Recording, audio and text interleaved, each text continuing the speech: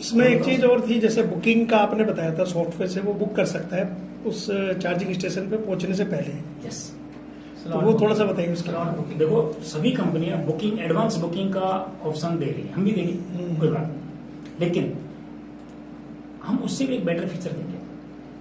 Advance booking तो normal सी बात होगी, एडवांस बुकिंग कर ली, आप टाइम पे नहीं पहुंचे तो मशीन भी आइडल रहेगी, ओके, ये ड्रॉबैक है। वहां कोई आपसे ज्यादा इमरजेंसी वाला खड़ा है,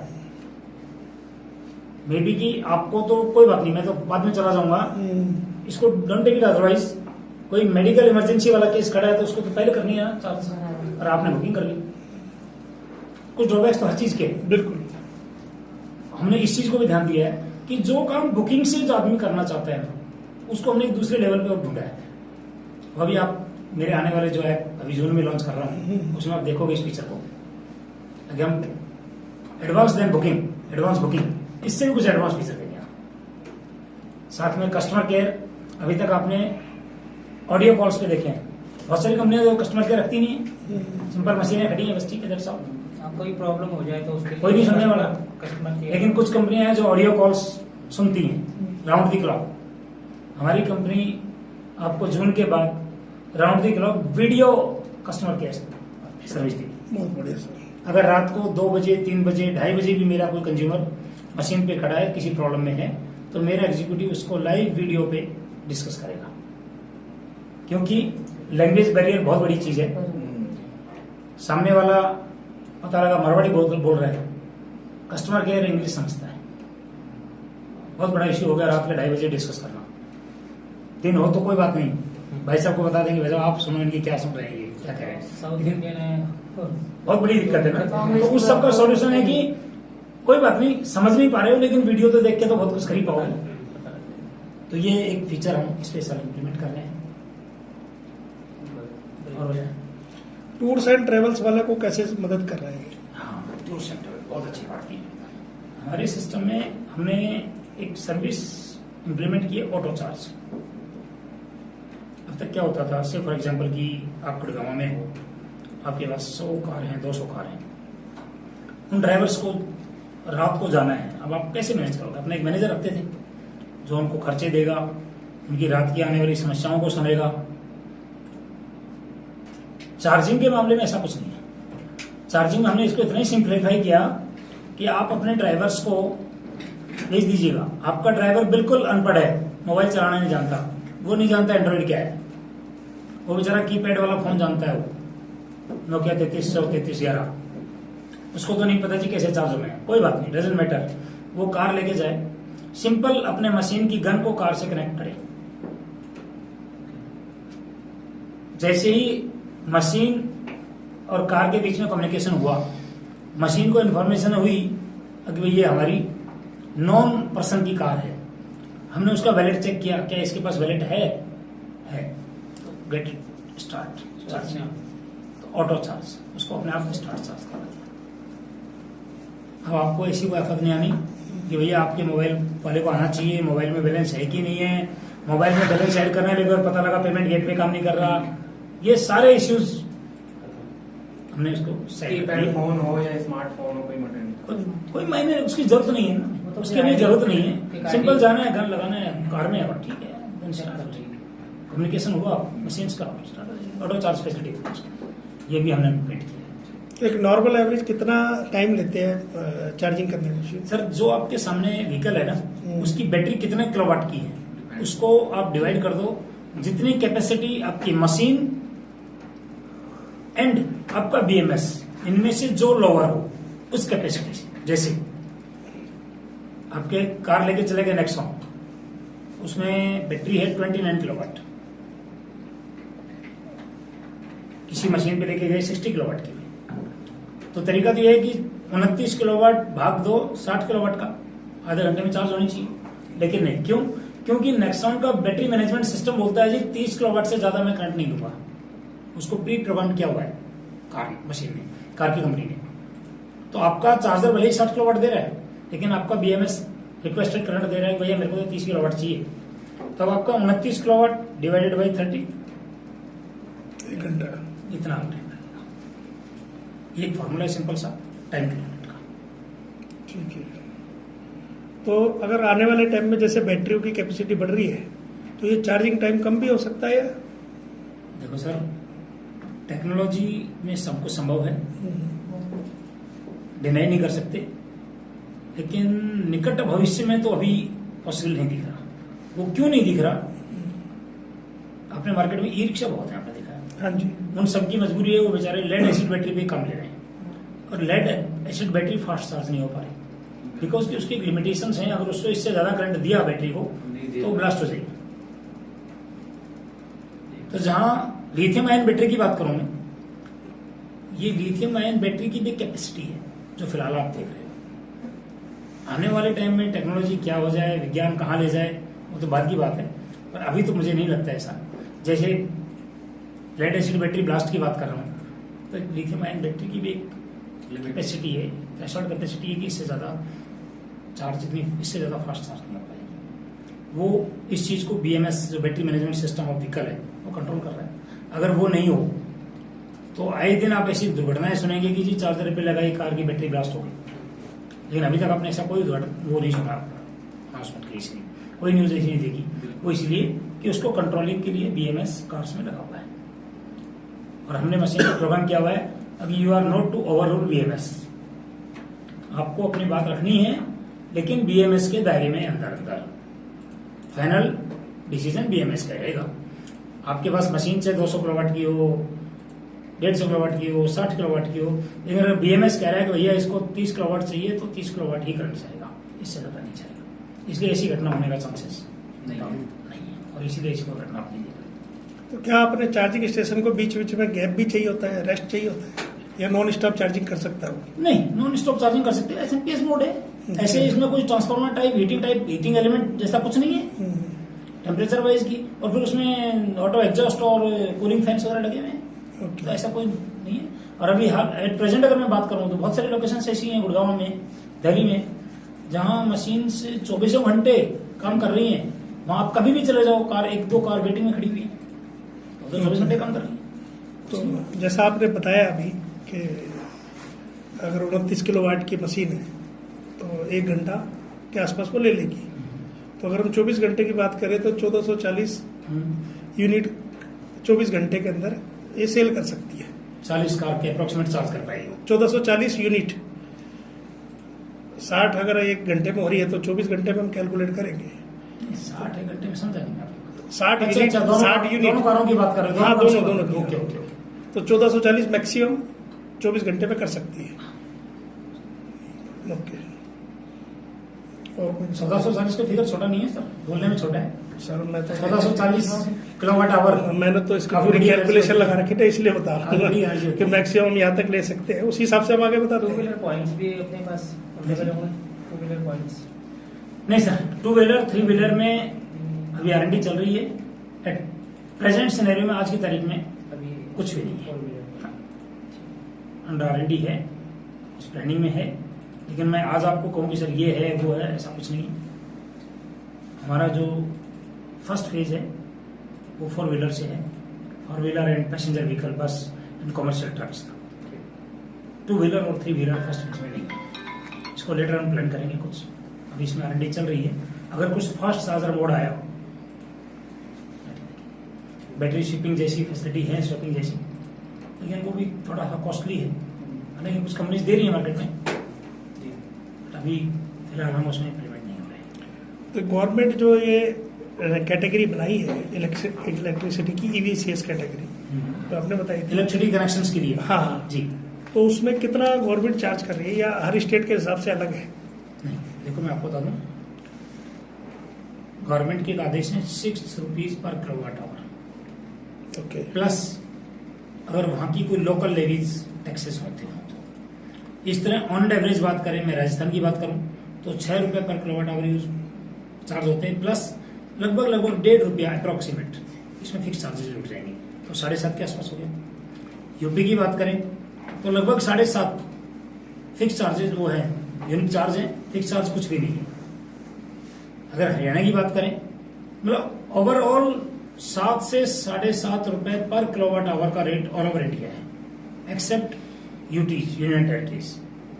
यूनियन टेरिटरीज में हमें पता लगा कि अभी देखो हमारे कुछ कनेक्शन लगेंगे तब बताएंगे प्रैक्टिकली तो, लेकिन हमें पता लगा कि वहाँ के टैरिफ्स और भी कम है, अप्रोक्सीमेट 3 रुपए समथिंग के आसपास ही रहता है। ओके। अब वो क्या है प्रैक्टिकली तो जब बताऊंगा जब मेरे सामने कोई केस आएगा, और सिर्फ सुना है मैंने। बाकी राजस्थान, यूपी, हरियाणा, इन 3 स्टेट्स में मेरे सिस्टम लगे हैं, तो वहाँ के इनवॉइसेस बिल्स मेरे पास आए हैं।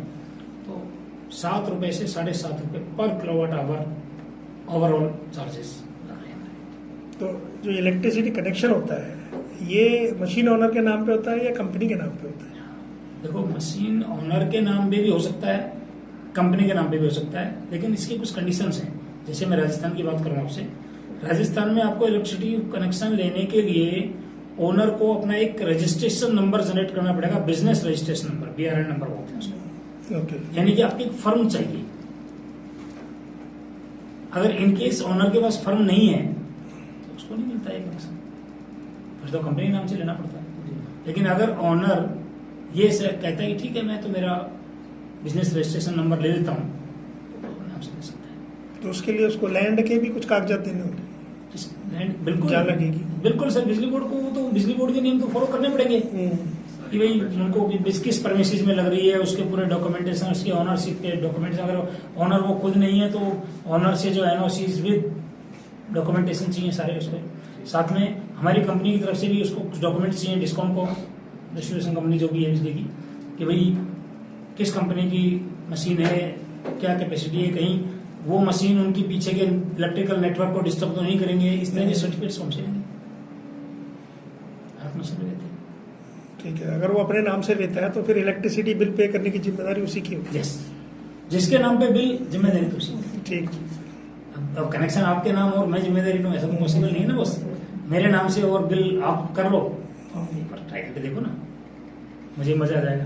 मेरे यहीं का कोशिश करता। अच्छा, मशीन की बात करते हैं सर फिर से दोबारा से, क्योंकि आपसे तो टेक्निकली पूछेंगे हम लोग। हाँ देखो, सेल्स की बात जो है वो तो सेल्स टीम से डिस्कस हो पाएगा। हाँ जी, हाँ जी। और टेक्नोलॉजी वाइज, एक्शन वाइज और इसकी वर्किंग वाइज अगर आपके पास में कोई भी सवाल हो ना कभी भी, ऑलवेज वेलकम। अभी 2 सवाल है बस आपके पास है। 2 सवाल है और बात करते करते ही आ रहे हैं।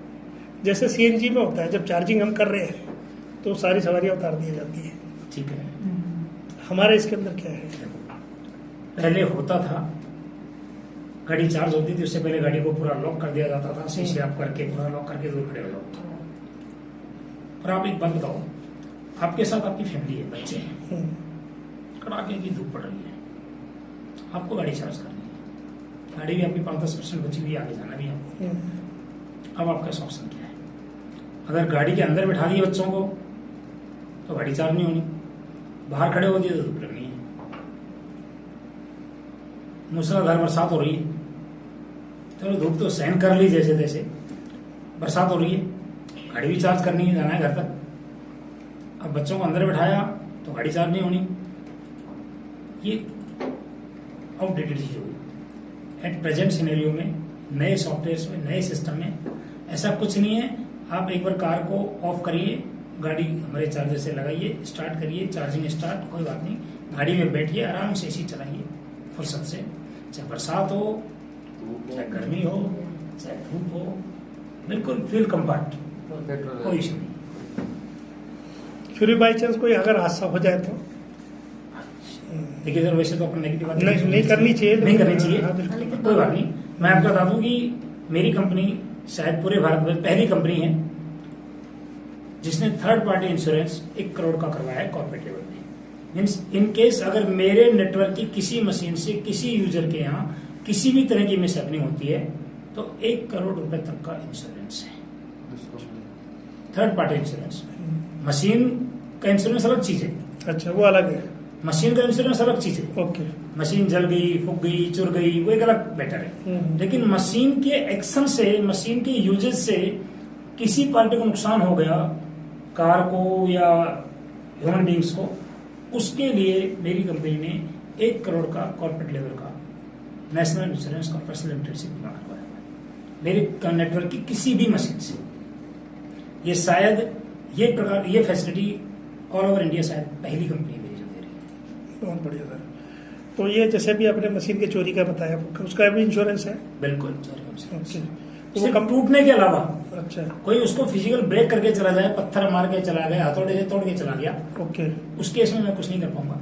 वो तो उस प्रेमिसेस के ओनर की जिम्मेदारी बनेगी। चुर गई, इलेक्ट्रिकली फूक गई, इंश्योर्ड है। तो प्रीमिसेस के ऊपर बात आ गई, तो कितनी जगह चाहिए होती है एक मशीन को सेटअप करने के लिए? ऐसा तो कोई गवर्नमेंट की गाइडलाइन अभी आई नहीं है। हाँ, नहीं वैसे मैं बता देता हूँ आपको। ज्यादातर जगह इतनी तो जगह चाहिए आपको कि एक मशीन लगे और 2 कार गन ए और गन बी के सामने खड़ी हो जाए और चार्ज और आने जाने का रास्ता शो। इतनी जगह तो चाहिए। और चाहिए होती है ट्रांसफार्मर वगैरह के लिए अलग से सेटअप? ट्रांसफार्मर तो बेसिकली निगम का जिम्मेदारी है, जो भी डिस्कॉम कंपनी है उनकी जिम्मेदारी है, वो लगाएंगे जहां लगाएंगे। वो सरकारी जमीन पे लगाएंगे या कहाँ लगाएंगे, आपकी जमीन यूज करेंगे, वो तो उनकी कंडीशन है ना। तो सेपरेट ट्रांसफार्मर लगता है इसके लिए, सेपरेट लाइन? हाँ, हमारे यहाँ जयपुर विद्युत वितरण निगम लिमिटेड में तो ऐसा ही है कि डेडिकेटेड ट्रांसफार्मर दिया जा रहा है और डेडिकेटेड कनेक्शन है। लेकिन अजमेर विद्युत वितरण निगम लिमिटेड में कुछ केसेज हमने ऐसे भी देखे हैं जहाँ शेयर ट्रांसफार्मर पे काम हुआ है। ओके। यूपी में भी शेयर ट्रांसफार्मर्स पे काम हुआ है। तो ये जो है ना, ये क्वेश्चन एक्चुअली सही पूछो तो डिस्कॉम लेवल का है। जो डिस्ट्रीब्यूशन सप्लाई कंपनी है, इलेक्ट्रिसिटी सप्लाई कंपनी, ये उनके लेवल का है कि वो आपको किस कंडीशन पे कैसा कस्टमर समझ के कैसी सर्विस देती है। ये हमारी सर्विस का फर्क नहीं है। अच्छा। हमारा इतना है कि बिजली बोर्ड को पैसा देना है जी, हमको बिजली दीजिएगा, बिल यूज करेंगे, पैसा बिजली भरते हैं आपको बिल दे देंगे। ठीक है सर, थैंक यू। एक हाँ, क्या क्वेश्चन? नॉर्मल क्वेश्चन, हाँ सर। क्या क्या डॉक्यूमेंट उनको देने होंगे जो मतलब उसको लेगा, इनके साथ जुड़ता कंपनी से? मशीन ओनर बनने के लिए क्या डॉक्यूमेंटेशन चाहिए? सर आपकी केवाईसी चाहिए प्रॉपर, आपकी बैंक डिटेल्स, आपके बैंक कार्ड डिटेल, आपका आधार और केवाईसी चाहिए। उस कंपनी के साथ आप फेमिलियर हो, हम अपने कस्टमर के बारे में पूरे जानते हो कि हमने मशीन किसको दी है, सर्विस किसको देनी है। उससे टोटली उनका वो हो जाएगा। वो सिर्फ एग्रीमेंट केवाईसी किस तरह का रहेगा? जी, एग्रीमेंट कैसा रहेगा? नोटरी या कोई पक्का कैसा? सर एग्रीमेंट जो है ना, वो कंपनी ने अपने सॉफ्टवेयर में इस तरह से डिजाइन करके दिया है आपको कि आप अपने सिस्टम पे खुद डाउनलोड करोगे, उसको आप अपने वकील से खुद पढ़ोगे या पढ़वाओगे, समझोगे। उसके बाद आपके वहां के स्टेट के जो नॉर्म्स होंगे उस एप्रोप्रिएट वैल्यू ऑफ स्टाम्प पे प्रिंट कराओगे। फिर वहां आप उसको साइन करके हमारी कंपनी को पोस्ट के जरिए भेजोगे, बाय हैंड नहीं, सो दैट कि आपके पास भी एक डॉक्यूमेंट रहे कि हमने आपको एग्रीमेंट भेजा था और हम भी आपके यहाँ से जो एग्रीमेंट आया उसकी रिसिप्ट हमारे पास रहे कि आया। उस पर कंपनी अपनी फॉर्मेलिटीज पूरी करके पोर्टल पे अपलोड करेगी उसकी कॉपी, फोटोकॉपी हम रखेंगे और हम लौटा देंगे आपको बाय पोस्ट या बाय हैंड, जैसा भी आप। सभी के लिए रहेगा? कितना टर्म के लिए? Sir 10 years. उसके बाद ये अपग्रेड बता। सर देखो, उसके बाद में इसको अपन एक तरह से असेसमेंट कर लेंगे। 10 साल बहुत बड़े हैं, अभी आज की डेट में कोई ऐसा विचार भी नहीं आया, सोचा भी नहीं है। बाकी ये निश्चिंत समझे कि 10 साल बाद भी कोई इसके पैसे वाइज, पेमेंट वाइज चार्जेस कुछ नहीं होंगे, रीअसाइनमेंट के कोई पैसे नहीं होंगे। इसको take it as granted continue रखेंगे ऐसा, अंटिल अनलेस की गवर्नमेंट का कोई रूलिंग कुछ चेंज डिफर हो जाए तो एक अलग उसमें कुछ कस्टमर का कोई खर्चा होगा इसके अंदर, कुछ और एक्स्ट्रा कुछ खर्चा देना उसे? किसी कुछ उसका अपना कोई और कोई रिस्पॉन्सिबिलिटी है कुछ? किस चीज की? किस मशीन को लेके? मशीन की लेके रिस्पॉन्सिबिलिटी आपकी है, उसको आपको मॉनिटर करते रहना है। भाई चलनी चाहिए, मशीन चली तो पैसा कमाओगे, तो रिस्पॉन्सिबिलिटी तो पूरी पूरी बनती है सर। मशीन चलनी चाहिए, कंज्यूमर सेटिस्फेक्शन होना चाहिए, बिजली आती रहनी चाहिए, बिजली तार टूट गया तो आपकी जिम्मेदारी बनती है डिस्कॉम को कंप्लेंट बताना, इधर कस्टमर केयर को बताना, हमारी जिम्मेदारी बनेगी। मशीन चली तो आपने कमाया, मशीन चली तो मैंने कमाया, मशीन चली तो ही गवर्नमेंट को टैक्स पे किया, मशीन चली तो ही कंज्यूमर को सर्विस दी।